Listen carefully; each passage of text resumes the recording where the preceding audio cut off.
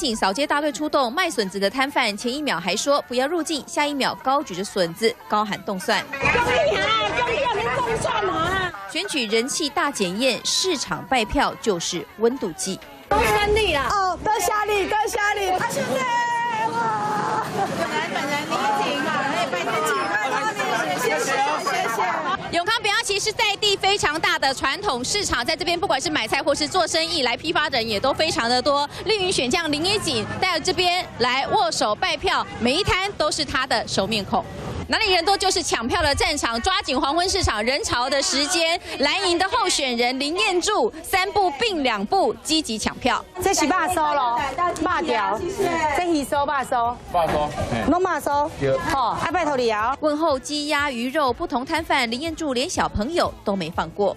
要用功读书哦。台南第4选区是选区重划后新增的一席立委，蓝绿都派已经在地经营多年的现任议员上阵。我是第一个议员做提案的，当时市长也不是认同这样的一个铁路地下化。我都是身为执政党议员，很多永康的大型建设都有我的影子。两人论实力，最近一次交手2018议员选举，林彦柱拿下19000多票，得票率17%，是该区最高票当选。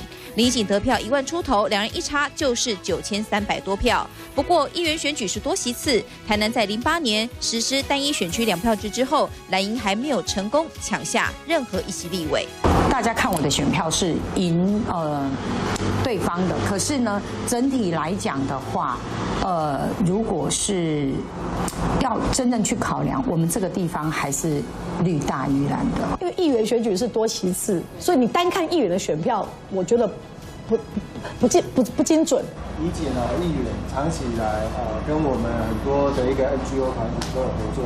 林野景和教师工会开会对谈，一句 NGO 扫到对手林彦柱。昨天有一个团体叫 NGO。NGO 不是一个团体，林彦柱闹笑话，解释是口误，而要升全国知名度明代，是因为这一幕。要代替月光惩罚赖清德，我要代替月亮来惩罚你们。月光仙子的名号就此不胫而走。林彦柱3届议员高挂跟韩国瑜合成的大型看板，依旧想要复刻9合1韩流热潮。而绿营的林野景更资深，议员已经是6连霸，出身自野百合学运世代。蓝绿双输对决，一个瘦了1圈，一个声音哑了，陷入激战。